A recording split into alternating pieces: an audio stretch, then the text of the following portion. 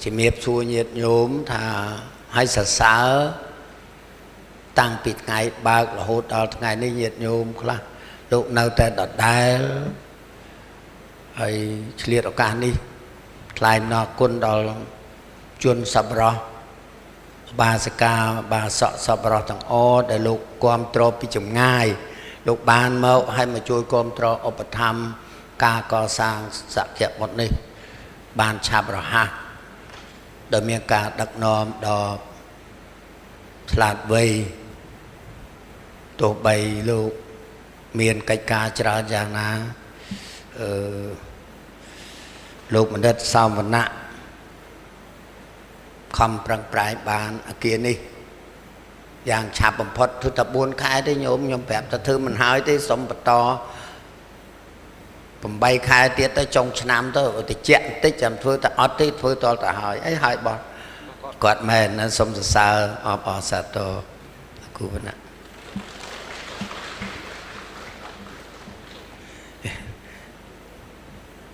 liệt ca này có lực thọ clay môi đầm bay chia ca rung lực đo nhiệt nhôm với quân mà cha của ông mình hiền này nó mới phần nhiệt nhôm bố nít sai to rồi mẹ chào sa sa nụ sơ con vịt lại bên nhà xa cái đây chia porot nông bể trên là chạy Campuchia cái đây lúc mình sâu ban riêng số thọ trâu trà nắng trong đài đam tha ông ban sầm đài ban mình hỏi tha bây giờ mà sầm put môn ông bây giờ nó biến lúc này nom tha côngประมาทhay dương plek luôn nó ngayประมาทnó plek luôn nó bỏ nè lá cà máu man raอายุ10,000 năm đôiสมัยพระสัมมาสัมพุทธอันนั้นมันจะใส่ไอ้จังลูกอัดสักควาเลยเรื่องเธอบนถ้าจางติ๊กจำเธอบนให้ดอกมันจางติ๊กอย่างนะอายุนั้นเติมมุนจาแล้วนะchẳng xong lực thật chỉ vật ní miên đầm lai chỉ buồn bì hay đầm lai khlang bầm phật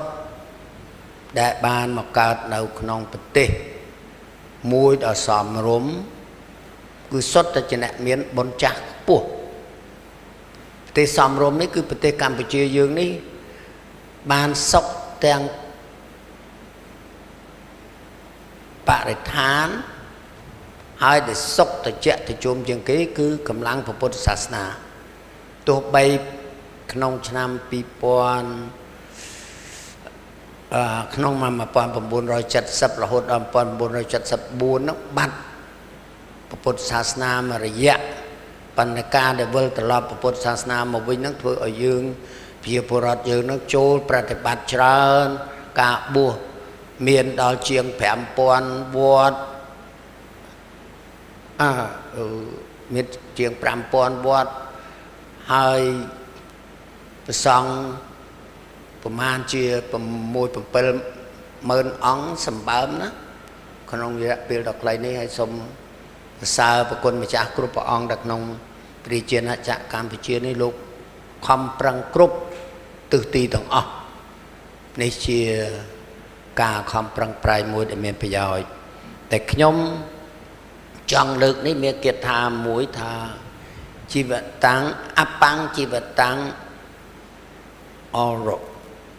បែរថាអោជីវិតនេះខ្លីណាស់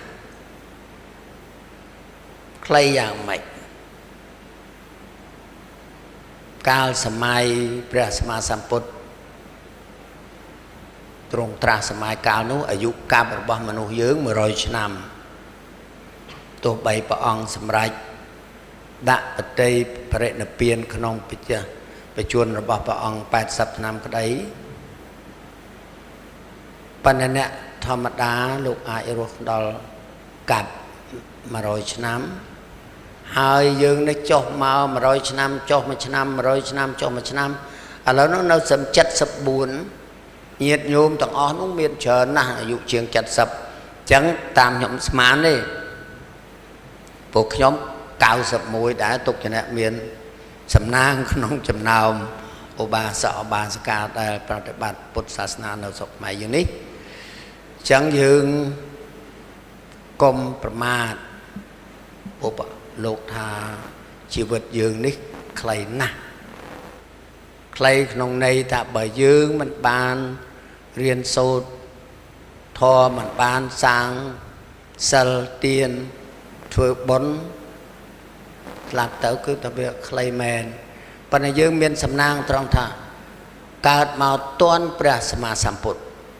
ញាតិញោមទាន់ព្រះសម្មាសម្ពុទ្ធអត់ទាន់តាមរៀនធម៌របស់ព្រះអង្គដូចជាបានគាល់ព្រះអង្គផ្ទាល់នឹងហើយថាសំណាងប្រទេសខ្លះអត់មានទេណាហើយចង់បានឥឡូវនេះសហរដ្ឋអាមេរិកនោះចង់បានអ្នកចេះអ្នកប្រាជ្ញខាងពុទ្ធសាសនាទៅចុចច្រើនបែកខាងលិចក៏ភ្ញាក់ផ្អើលច្រើនដែរសម្រាប់ពុទ្ធសាសនា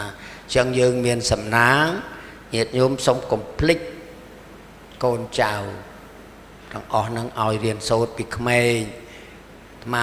ខ្ញុំអាត្មាមិនអួតអាងទេប៉ុន្តែនៅសាលាបញ្ញាសាស្ត្រនេះទាំងថ្នាក់ឧត្តមទាំងធម្មទាំងមធ្យមគឺបង្រៀនឲ្យយល់ពីធម៌ព្រះពុទ្ធសាសនាហើយនៅថ្នាក់តូចតូចកុមារឋាននឹងឲ្យរៀនសូត្រធ្វើមេត្តារៀនសូត្រសមាធិខ្លីៗចឹងទៅហើយថ្ងៃសិលឲ្យសុំសិលនៅតាមសាលាដូច្នេះនេះគ្រាន់តែជាគំរូមួយដែលគួរយើងទាំងអស់គ្នាបើមិនបានធ្វើអីក៏ធ្វើតែកូនយើងទៅមិនបានតែបដៅអ្នកណាបដៅតែក្នុងគ្រួសារយើងឲ្យបានដើរតាមកន្លងពុទ្ធសាសនាយ៉ាងហោចបំផុតបានមានសិល5ក្នុងខ្លួនព្រោះសិល5នេះជានាវានាំយើងទៅកើតទីពងខ្ពស់មានសួគ៌ជាដើមប៉ុន្តែយ៉ាងហោចធានាមិនឲ្យចុះទៅអបាយភូមិអ្នកខ្លះចិត្តតែមកសួរថាធ្វើម៉េចកុំឲ្យទៅអបាយភូមិថាសាងកុសលទៅសិលទានភាវនានឹងហើយជាពិសេសរក្សាសិលកុំឲ្យដាច់ទោះបីអ្នករកទទួលទានពាណិជ្ជកម្មក្តីផ្សេងក្តីមានទោះអីរក្សាសិលជៀសវាងតែចំនួន5ប្រការនឹងទៅបានណា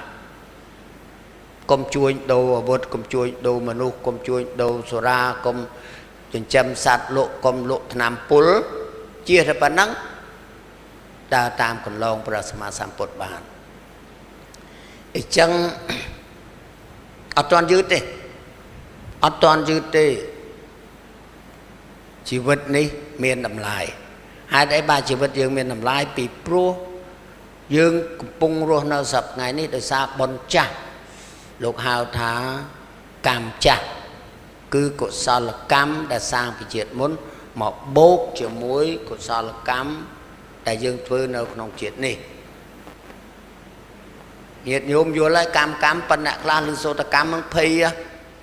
ស្មានតែអាក្រក់កម្មនឹងជាអំពើកុសលកម្មក៏គេហៅកម្មអកុសលកម្មក៏គេហៅកម្មអញ្ចឹងបើយើងសាងអំពើល្អយើងមិនខ្លាចទេអ្នកដែលមានកតញ្ញូចំពោះមេត្តាបិតាអ្នកដែលសាងអំពើល្អដោយសម័យព្រះ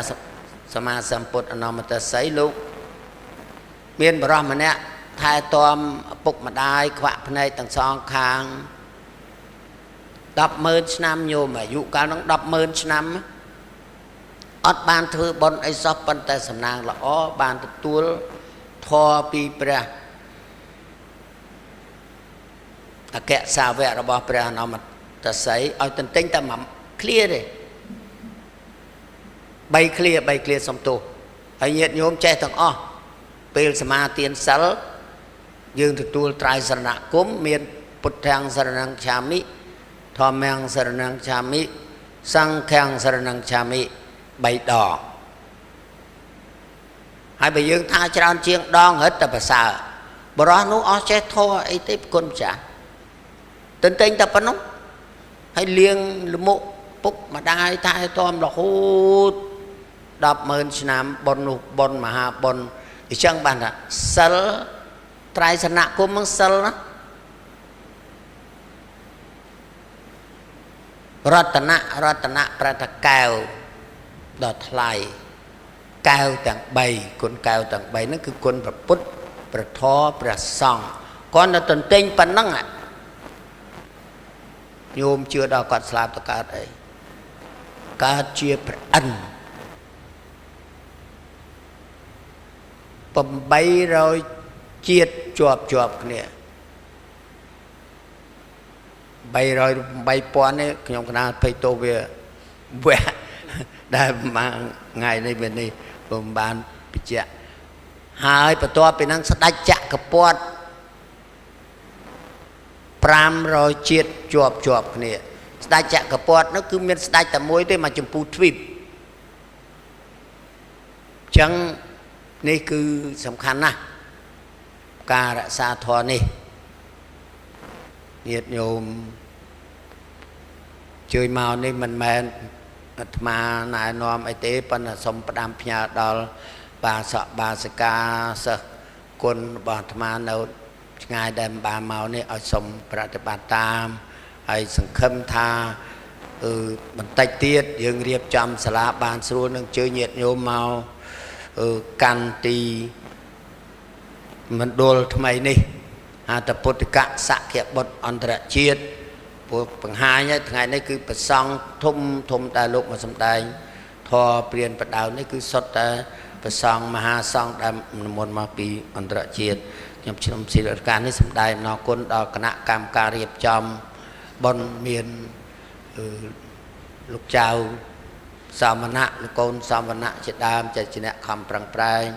ហើយអ្នកដែលបោសសម្អាតអ្នកដែលធ្វើកិច្ចការច្រើនទាំងអស់នឹងសូមអនុមោទនាបុណ្យស្មើគ្នាសូមអនុមោទនាសូមអរគុណសាធុ